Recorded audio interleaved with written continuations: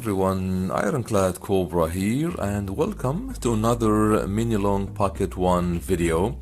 Today I'll just showcase how to add games and scrape box art on the stock OS, because in the unboxing video a couple of days ago I just showed you my first impressions, turned on the device quickly, but that was it.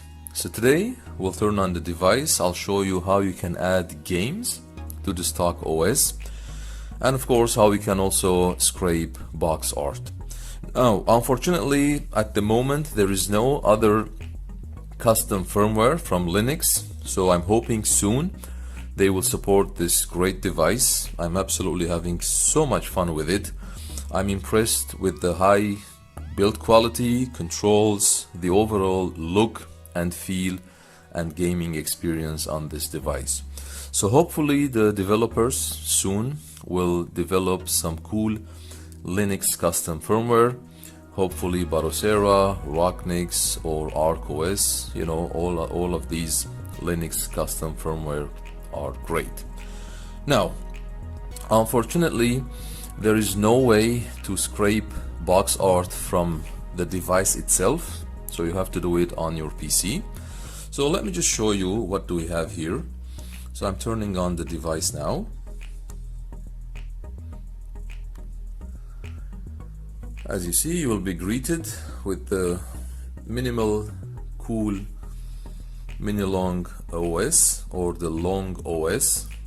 This is the stock firmware. I think it's a version of Emulation Station. So as you see here, all my games are added. In the unboxing video, when I turned on the device, it showed no games because I didn't add my games. So once you have the games already on your micro SD card in the TF2, the micro SD card slot number 2, it will automatically show up on the device. And of course, this is very simple. You don't have to flash anything, just insert your micro SD card in your Windows PC. I'm using a Windows system. I'm guessing it's probably the same process for Mac OS as well.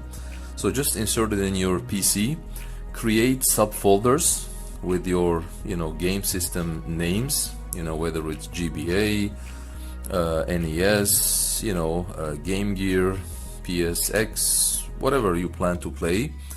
But just make sure that you follow the naming convention correctly. For example, when I had my PC Engine subfolder, I named it TurboGrafx-16, but it didn't show in the device. So then I had to rename it to PC Engine, and then it showed on the device. Because if your naming convention is wrong on the subfolders, they will not show on the device. Okay, as I mentioned, just create your subfolders with the game systems, copy your game ROMs into those folders, and then insert the micro SD card in slot number 2, as you see here, which is for the game ROMs, and make sure to insert the micro SD card with the label down. Okay, and then once you turn on the device, it will automatically show in the system. Okay, so this is the bare bone stock OS. Unfortunately, there is no chance to customize or change the theme or the look. It is similar to the Nintendo Switch OS, as you see here with the tiles. Okay, so I have, for example, Atari, a couple of hundreds of games, Famicom or NES, as you see here, Game & Watch, couple of games as well, Game Gear, couple of games, Game Boy Advance. I mean, it's simple, good looking OS, but I'm guessing with custom firmware you'll have more chance to customize, add more themes and so on and so forth. Sega Master System, Mega Drive, PC Engine. As I mentioned, I'm not planning to play anything above PS1, and I think the 4:3 aspect ratio of the beautiful 4-inch screen will play great on anything from PS1 and below. This is a couple of PS games as well, and then SNES or Super Famicom. Now, once you go inside the folders, I also create my own box art, as you see here. It's mostly screenshots of the games. Famicom, as I mentioned. As I said, you couldn't or you cannot scrape box art from the Wi-Fi on the device, so you have to take out your micro SD card out, and then you have to put it in your PC again, and then you have to do it through the PC. There's a special app called Scraper with K. I'll include everything in the video description. And I think Ross from Retro Game Corps made an amazing video many years ago on how to install or download box art on your PC. I'll include a link to that video as well. It's very, very self-explanatory. It's quite simple to follow. So as I said, you could do it through your PC, and then once you have the SD card in the device, it will show all your box art as well, as you see here. This is with Game Gear. Okay. And then, for example, the M button, the menu button here, once you click on it, it shows you some options as well. There's not so many, or so much things to do here, other than the game settings, the display brightness. You can also connect to Wi-Fi, your local settings as well. Input, you can also check or map the keys as well. You can do joystick calibration too. This is your sound settings.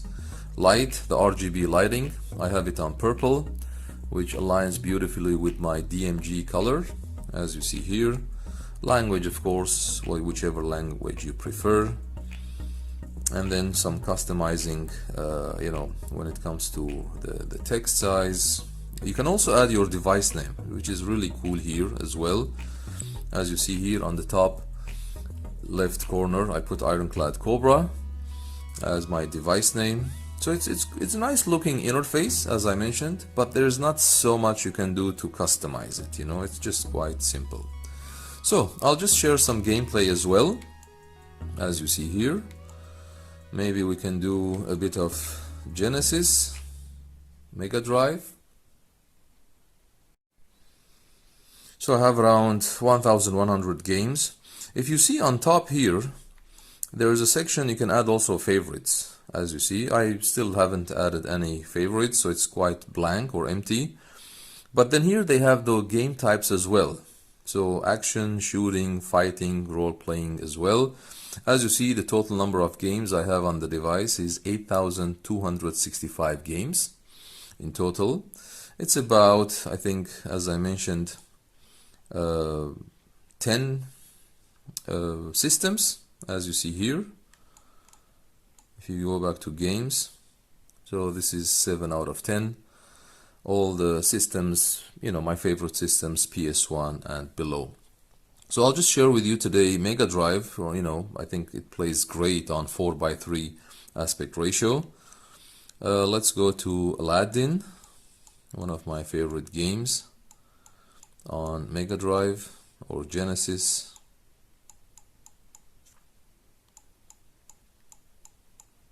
Aladdin. Okay, let's go. I think the audio quality is still good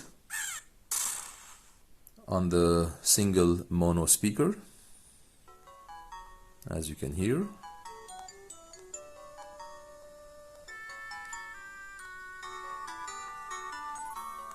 You can hear.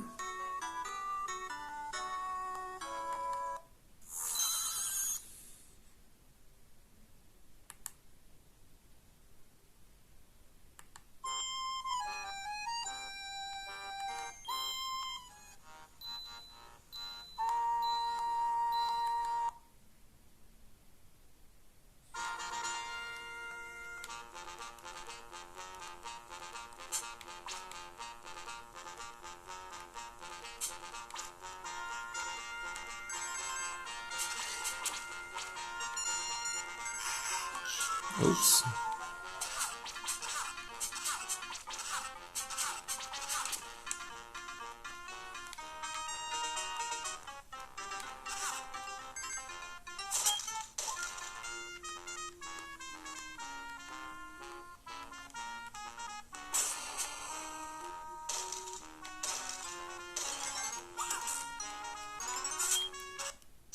Oops.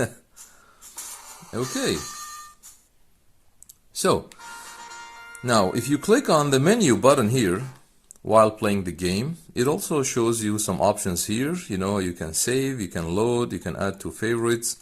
You can also configure per game settings as well, as you see here. But I think I keep everything on default, and then you can also exit the game. So this is quite a quick access to the options while you are playing the game. Okay, so I think that would be for today. As I mentioned, this is still a great device for $80, you know, playing PS1 and below. I hope you enjoyed it. As I mentioned, once we have Linux custom firmware available soon, I'll also make some videos showcasing how to install those custom firmware. So that would be for today, guys. Thanks for watching. Feel free to like and subscribe if you enjoyed the video. And always remember, we don't stop gaming because we grow old. We grow old because we stop gaming.